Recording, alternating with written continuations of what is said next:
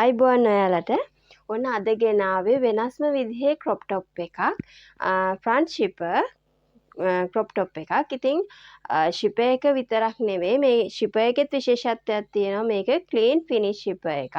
ඉතින් සාමාන්‍යයෙන් අපි ගොතනකොට ගොතන්නේ ෂිපර් එකක් ඇටච් කරලා තියෙනකොට මම මෙතෙක් බලපු හැම වීඩියෝ එකකදීම තිබුණේ ක්ලීන් ෆිනිෂ් නෙවෙයි නෝමල් අපේ ෂිපර් ඇටච් කරලා ගොතන ටොප්. ඉතින් මේක තමයි මට හම්බෙච්ච ක්ලීන් ෆිනිෂ් එකම ටොප් එක. ඉතින් අලුත්ම දෙයක් මේකට වෙළඳපොළ හොයාගන්න ගොඩක් ලේසියි. මොකද ලංකාවේ ගොඩක් අඩුම ඇඳුමක් තමයි මේ ෂිපර් ටොප් එක කියන්නේ. ඉතින් ගොතපු ඇඳුම් වලින් ෂිපර් ටොප් එක තමයි ගොඩක්ම අඩු. ඉතින් වෙනස් දේවල් ගොඩක් ඉගෙන ගන්න තියෙනවා. ඉතින් ෂිපර් එකක් ඇටච් කරන එක ස්ටෙප් බයි ස්ටෙප් හැම දෙයක්ම ලස්සනට මම කියලා දීලා තියෙනවා. ඉතින් ඒ වගේම නිතර දකින්න ලැබෙන්නේ නැති පුංචි කොටසක් අපි මේ ටොප් එකට එකතු කරලා තියෙනවා ෂිපර් ගරාජ් එක. ඉතින් මේක ගොඩක් වෙලාවට ෆොරිනර්ස්ලා ඉල්ලන දෙයක්.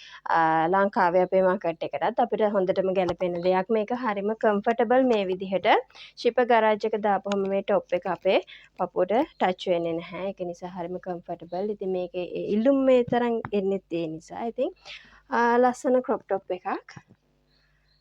තරුණ අයට අපිට හැම කෙනෙකුටම එක වගේ අඳින්න පුළුවන් ලස්සන ටොප් එකක්. ඉතින් අපි බලමු කොහොමද මේ ටොප් එක ගොතන්නේ කියලා. ඔයාට අවශ්‍ය ප්‍රමාණයට ඔයාගේ සම්පූර්ණ බස්ට් එක වටේ තියෙන වට ප්‍රමාණය තමයි මේකට ගන්න ඕනේ. ඒ ප්‍රමාණයට ඔයා ඩබල් ක්‍රොෂේ පේලියක් ගොතා ගන්න. ඊට පස්සේ චේන් 3ක් දාලා මේ විදිහට ඩබල් ක්‍රොෂේ 4ක් ගොතා ගන්න.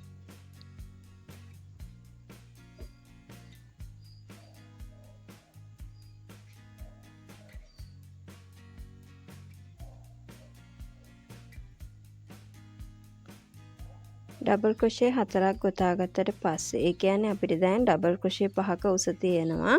ඊට පස්සේ මේ විදිහට පහළ රෝ එකේ ඩබල් ක්‍රොෂේ ඊළඟට තියෙන ඩබල් ක්‍රොෂේ එකේ හරහට මේ විදිහට ලූප් එක දාලා අපි අර රිබ් එක ගෙතුවේ ඒ ක්‍රමයට මේ විදිහට ආපහු ඩබල් ක්‍රොෂේ එකක් ගොතා ගන්නවා.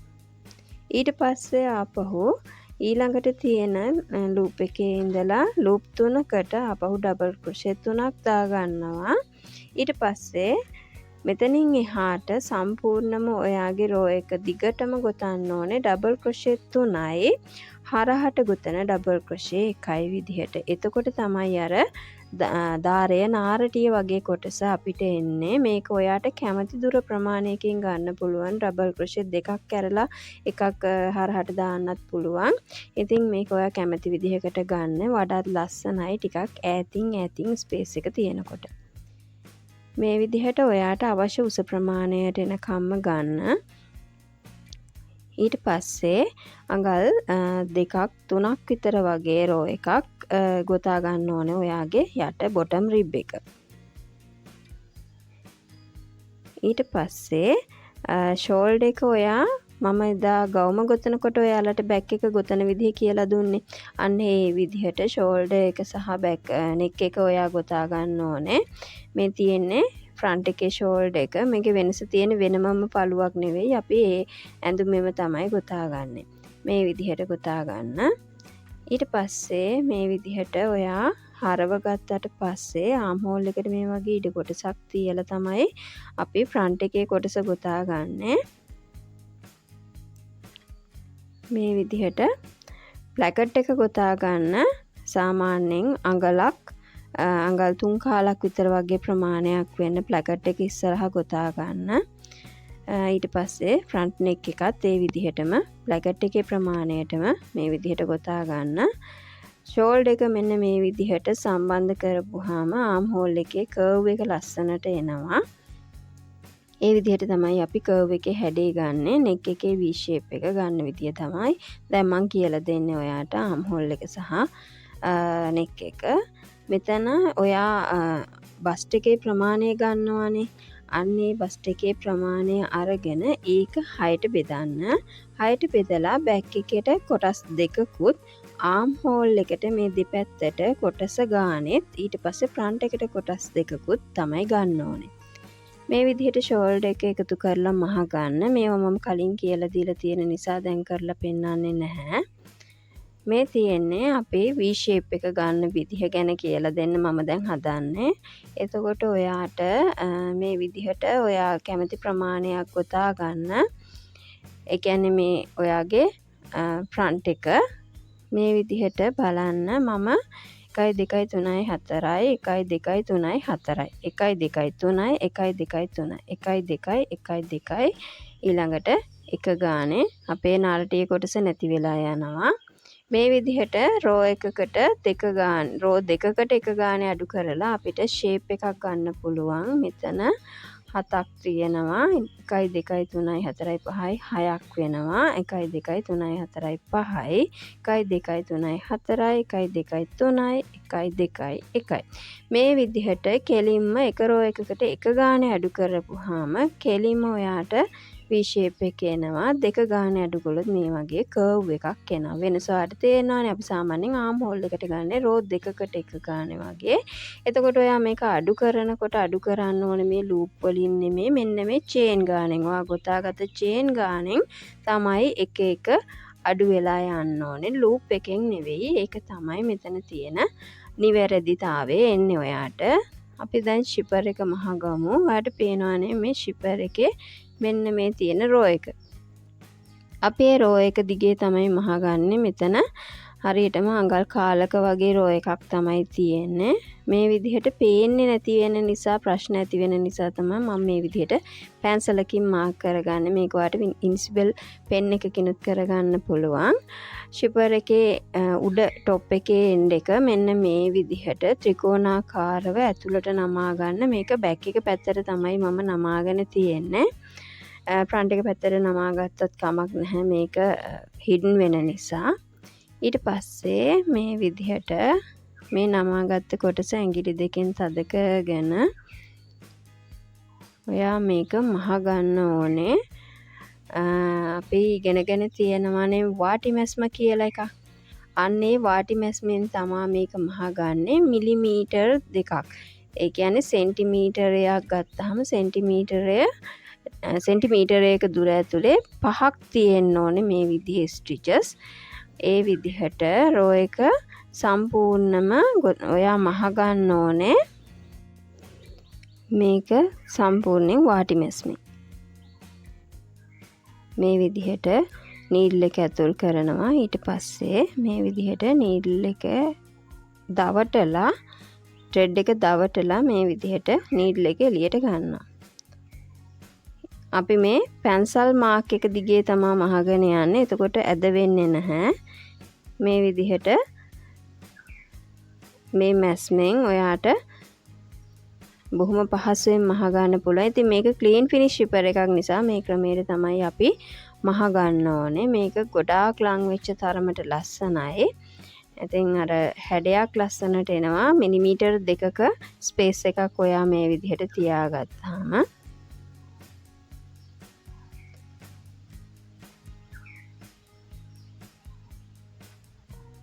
දිග ෂිපර් එකක් ගත්තාම අපිට එක දිගටම මේ විදිහට මහගෙන යන්න නූල ගන්න බෑ, පැටලෙනවා. ඒ නිසා අපි සාමාන්‍ය ප්‍රමාණයකට තමයි නූල ගන්න. ඊට පස්සේ නූල ඉවර වෙනකොට මේ විදිහට පොටවල් දෙක එකතු කරලා ඔයාට ගැට ගහ ගන්න පුළුවන්. ගැට ගහලා මේක ඔයා ගන්න ඕනේ ෆ්‍රන්ට් එක පැත්තට. ඒ කියන්නේ ෂිපර් එකේ ෆ්‍රන්ට් එකට තමයි අපි මේ ගැටේ ගන්න ඕනේ. එතකොට ප්ලැකට් එකට මේ ගැටේ වැහෙනවා. මම ප්ලැකට් එක මහ ගන්න වෙලාවට මේකේ ගැටේ හංග ගන්න විදිහ ආපහු සැරයක් පෙන්නනවා. මෙන්න මේ විදිහට නූල අපි අර වාටි මැස්මෙන් මහලා ඉස්සරහට මේ විදිහට ඔයාගේ ගැටේ ගන්න ඕනේ. මේ විදිහට ගැටේ හදා ගන්න. අවසානයේදී අපි මේක ආපහු මහ ගන්නකොට මේකේ මේ පැත්තට අපේ වාටි මැස්ම මහලා ඉවර වෙලා අනිත් පැත්ත හරවලා ඒ පැත්තෙනුත් මැහුම් දෙකක් විතර දාගන්නවා. ඒකට හේතුව තමයි අපි මේක ඇඳුමට ඇටච් කරගත්තාම අවසාන වශයෙන් අපි මේක අර අපේ බොටම් එකට සෙට් කරන්න ඕනේ.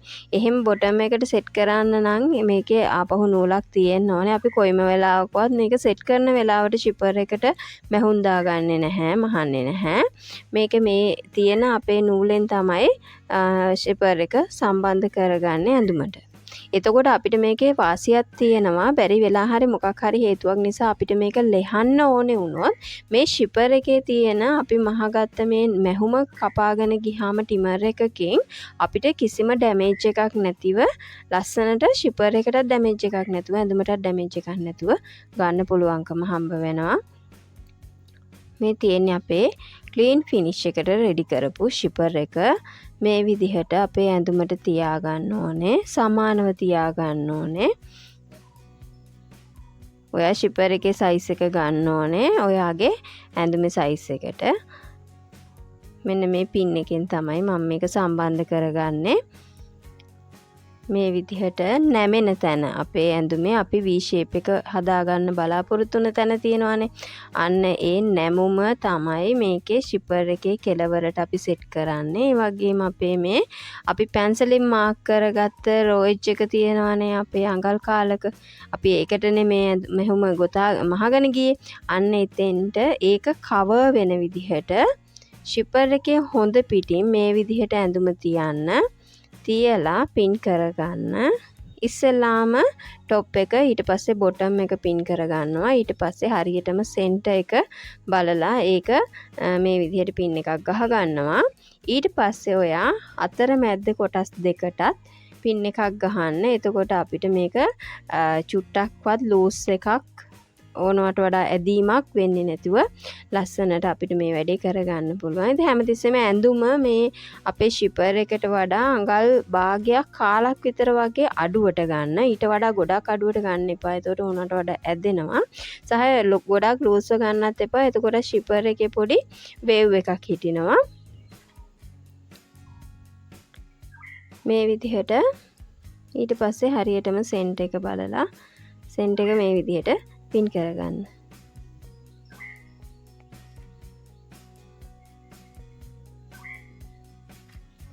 ඊට පස්සේ මේ අතරමැද කොටස් දෙක මේ අපි පින් කරගන්නකොට අනිවාර්යයෙන්ම අපේ මහගත්ත මැහුම වැහෙන්න කවර් වෙන්න තමයි මේ විදිහට පින් එක ගහ ගන්න ඕනේ. මොකද අපි එහා පැත්ත හරවලා මහන්නේ. එතකොට අපිට පේන්නේ නැහැ. ඒක නිසා මෙතනින් තමයි අපි ඒක ලස්සනට ක්ලිප් කරගන්න ඕනේ වෙන්නේ. මේ විදිහට පින් කරගත්තා. දැන් ෂිපර් එක අනිත් පැත්තෙන් තියෙන්නේ. මෙතන තමයි සාමාන්‍යයෙන් අපි මෙච්චර කාලයකට බලපු වීඩියෝස් වල තියෙන්නේ. මෙතන ෂිපර් එකේ පෙත්ත වගේ ඕපන් වෙනවානේ. ක්ලීන් ෆිනිෂ් කියන්නේ ෂිපර් එක ඇඳුමට තියලා මහලා තියෙන්න ඕනේ. කිසිම තැනකින් ෂිපර් එක ඕපන් වෙන්න බෑ. මේ විදිහට මම කලින් අවසන් කරපු නූල්පටට අලුත් නූල්පට ගැට ගහ ගන්නවා. මේක ඔයාට කැමති නම් එහෙම කරන්නත් පුළුවන්. එහෙම නැත්නම් මෙතනින් නූල් ගැට ක්‍රම තියෙනවනේ. ඒ ගැට මොකක් හරි රුසියන් ක්‍රමයේ වගේ පාවිච්චි කරලා මේක නූල හංග ගන්නත් පුළුවන්. ඊට පස්සේ මෙන්න මේ විදිහට අපේ ප්ලැකට් එකේ කවර් වෙන තැන තියෙන සිංගල් ක්‍රොෂේ එකයි අපි ෂිපර් එකේ මෙතන වාටි මැස්මෙන් මහගත්තාම අපිට හම්බ වෙනවනේ මැහුම දිගටම එක නූලක්. ඒ කියන්නේ හරහට වැටෙච්ච ස්ටිච් එකක් හම්බ වෙනවා. අන්න ඒ ස්ටිච් එකේ ලූප් එකයි. සිංගල් ක්‍රොෂේ ඇඳුමේ තියෙන සිංගල් ක්‍රොෂේ එකේ චේන් එකට තියෙන ලූප් කොටසයි ෂිපර් එකේ මහගත්ත තැන තියෙන හරහට තියෙන ස්ටිච් එකයි. අන්න ඒ දෙක අතරින් නීඩල් එක මේ විදිහට යොදලා ඔයා මම මෙතන නූල්පට හංග ගන්නවා. එහෙම නොකලට කමක් නැහැ. මේක කපලා දාන්න පුළුවන් පස්සේ මහලත්. මේ විදිහට ඒ දෙක සම්බන්ධ කරලා මහ ගන්න. මේ තියෙන්නේ අපේ ගැටේ තිබිච්ච තැන. මේ විදිහට ගැටේ ඇතුල් කරලා ඊට පස්සේ අර විදිහට මැස්මෙන් මහගෙන යන්න. එතකොට මේ පැත්තෙන් ගැටේ පේන්නේ නැහැ. අපි අනිත් පැත්ත ක්ලීන් ෆිනිෂ් කරපුවාම මේ පැත්තෙනුත් ගැටේ එළියට එන්නේ නැහැ. මේ විදිහට තමයි අපි ඇඳුමට ෂිපර් එක ඇටච් කරගන්නේ. ඊට පස්සේ අවසානයේ මේ විදිහට අපි හරහට දාගත්ත මැහුම් වලින් ඇඳුමට සම්පූර්ණ හරහට මේක සම්බන්ධ කරගන්න.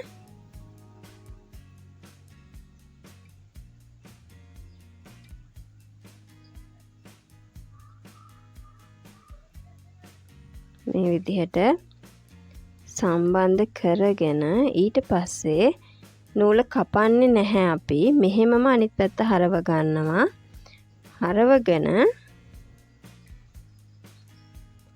අපි දැන් මේකේ අපේ වාටි මැස්මෙන් මහගත්ත මැහුමේ ෂිපර් එකට තියෙනවනේ, ෂිපර් එක ඇතුළට තියෙනවනේ මැහුම. අන්න ඒ තියෙන මැහුමේ ලූප් එක ඇතුලෙන් සහ අපේ ප්ලැකට් එකේ එන්ඩ් එකට තියෙන ලූප් එක ඇතුලෙන් මේ විදිහට මම මෙතනත් කෙළවරේ තිබිච්ච නූල් පටවල් දෙක හංග ගන්නවා. එහෙම නැති වුණොත් ඔයාට මේක අවසානයේදී නීඩල් එකක් මේ නූල් පටට දාලා ඔයාට මහ ගන්න පුළුවන්. මේ තියෙන්නේ ක්ලීන් ෆිනිෂ් වෙච්ච අපේ ඇතුළත. මේක ඇඳුමෙමයි තියෙන්නේ. කිසිම උඩට ඒමක් නැහැ, ගැටිත්තක් අහුවෙන්නේ නැහැ, පියන වගේ ඇරෙන්නේ නැහැ, කිසිම දෙයක් නැහැ. ක්ලීන් ෆිනිෂ් වෙලා තියෙන්නේ. දැන් තියෙන්නේ ඉස්සරහා අපිට ෆිනිෂ් කරගන්න විතරයි. මෙන්න මෙහෙම මේ ඉස්සරහා තියෙන මැහුම සහ අපේ ප්ලැකට් එකේ අවසානයේ තියෙන ලූප් එක. මේ දෙක අතරින් හැම එකක් අතරින්ම හැම ලූප් එකක් අතරින්ම ඉඳි කටුව ඇතුළට දාලා මැහුම දාගන්න. ඕනාවට වඩා හිර කරන්නත් එපා, ඕනාවට වඩා බුරුල් කරන්නත් එපා. මේක හරිම ස්මූත්ලි කෙරෙන්න ඕනේ වැඩක්. හොඳ ඉවසීමකින් කරන්න ඕනේ.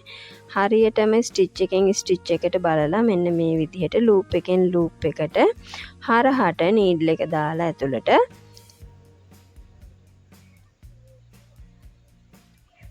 මහ ගන්න. මේක ඕනාවට වඩා ඔයා ඇදලා කරලා මැහුවොත් පේන්න පටන් ගන්නවා අපි මෙතන මැහුමක් දාලා කියලා. මේ විදිහට මහපුවාම අපි චේන් එකෙන් මේක අලවලා වගේ තියෙනවා මිසක් කොතනකවත් ඔයාට මැහුමක් මේක දාලා මේක මහලා තියෙන්නේ කියන එක පේන්නේ නැහැ. මේක ෂිපර් එකට අපි කෙලින්ම මැහුවොත් ෂිපර් එකෙන් දෙපැත්තෙන් නූල් පටවල් දෙකක් පේනවනේ. ඒ මොකුත්ම නැහැ. මේක සම්පූර්ණ අපේ අතන වාටි මැස්මේ අවසාන කෙළවර ෂිපර් එක ඇතුළට තියෙන නූලෙන් ගත්තාම කොහොමටවත් පේන්නේ නැහැ මෙතන මැහුමක් දාලායි කියලා. ෆ්‍රන්ට් එක හරිම ලස්සනට පේනවා. චේන් එකක් විදිහට තමයි ලස්සනට රටාව පේන්නේ. එක චේන් එකක් හරි වාට අතෑරුණොත් එතන ගැටයක් වගේ පේනවා. ඉතින් ඒක නිසා චේන් එකෙන් චේන් එකට ලස්සනට මේක අරගෙන යන්න ඔයගේ සිංගල් ක්‍රොෂේ වල අවසානයේ ඉතුරු වෙන චේන් එකෙන් චේන් එකට ලස්සනට අරගෙන යන්න උඩටම යනකම්. එතකොට ඔයාට ලස්සන ෆිනිෂ් එකක් ගන්න පුළුවන්.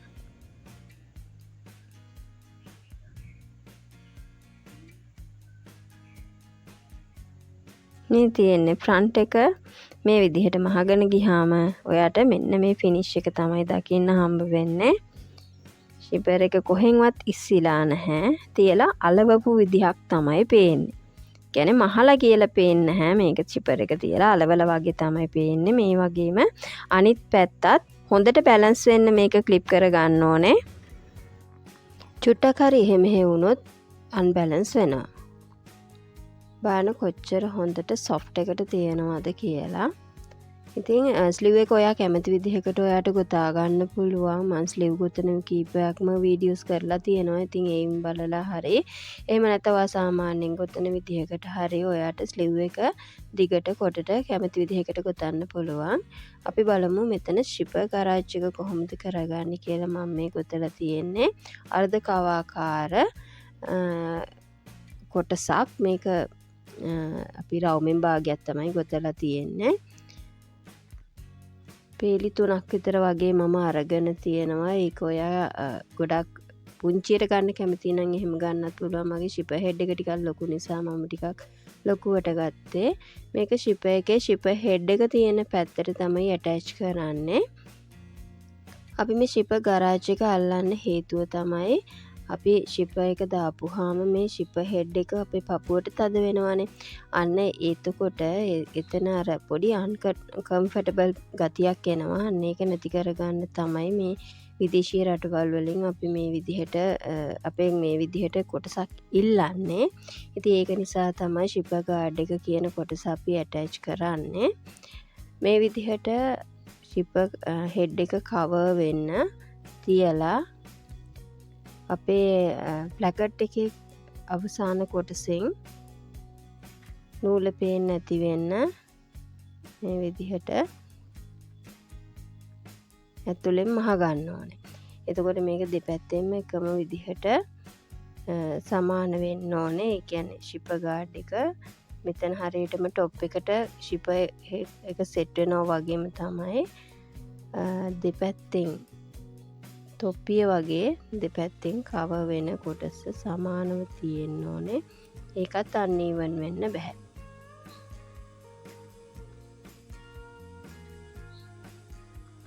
මේ විදිහට නූල ඇතුළට යන විදිහට මහන්න. මේ කොටස ඔයා මෙහුවේ නැති ගොතාගත්තේ නැති වුණාට ගැටලුවකුත් නැහැ. කස්ටමර් ඉල්ලන විදිහට තමයි ඉතින් ඒක තීරණය වෙන්නේ. ඉතින් අපි සාමාන්‍යයෙන් ජැකට් මහන කොටත් ශිපර් ගාඩ් එකක් පාවිච්චි කරනවා. ඒකට හේතුව තමයි අර ඇඟට තද වෙන කොටස. ඒකේ අමාරු කියන්නේ පොඩක් තද වෙනකොට ටිකක් පොඩි අන්කම්ෆර්ටබල් ගතියක් එනවනේ. අන්න ඒක නැති කරගන්න තමයි මේ විදිහට අපි ශිපර් ගරාජ් එකක් පාවිච්චි කරන්නේ.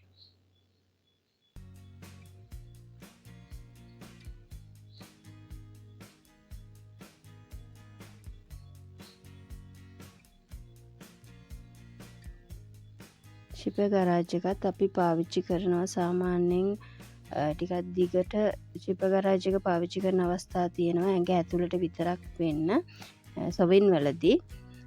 ඒ විදිහටත් අවශ්‍ය නම් ඔයාට පාවිච්චි කරන්න ගොතලා ප්ලැකට් එක වගේ කොටසක් ගොතලා මෙතෙන්ට ඇතුළට සම්පූර්ණයෙන් ඇටච් කරන්නත් පුළුවන් ශිපර් එක හරිනකොට ශිපර් ගරාජ් එක පේන විදිහට. ඉතින් ඔයත් මේ වගේ ලස්සන টොප් එකක් ගොතන්න try කරන්න. ඒ වගේම තව කෙනෙකුට බලන්න මේක share කරන්න. channel එක subscribe කරලා නැත්නම් channel එක subscribe කරන්න. like කරන්න. ඒ වගේම ඔයාගේ අදහස කියලා comment එකකුත් දාන්න. ඉතින් අපි මේ වගේම තවත් ලස්සන වෙනස් ඇඳුමකින් එන්නම්. එතකන් ගිහින් එන්නම්. ස්තුතියි ඔයාලට.